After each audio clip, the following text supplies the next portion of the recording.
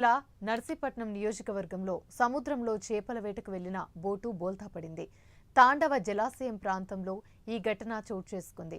ఈ ప్రమాదంలో ఒక వ్యక్తి గల్లంతు కాగా మరో వ్యక్తిని స్థానికులు కాపాడారు.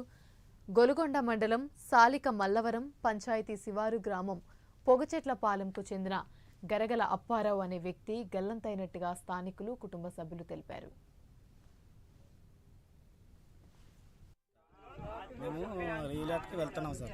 అవతలకి వెళ్ళేటప్పుడు మధ్యలోకి వెళ్ళేటప్పుడు సడన్గా వాటర్ వచ్చేసింది సార్. బోట్ మొత్తం వాటర్ వచ్చింది.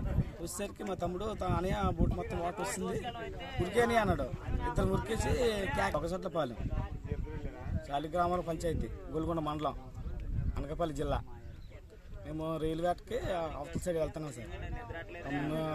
మా మధ్యలో వెళ్ళేసరికి వాటర్ సడన్గా వస్తుంది. వచ్చి ఫుల్ అయిపోయేసరికి అనయ్య వాటర్ వచ్చింది ఉరికే బోట్లో పడితే ఉరికేసాం. పోయిన తర్వాత ఈత కొట్టుకుంటే అందరికి పిలిచాం అనమాట. పిలిచిన తర్వాత పోలీసు వచ్చి కొంచెం కాపాడారు. మాకు అన్న తమ్ముడు కొంచెం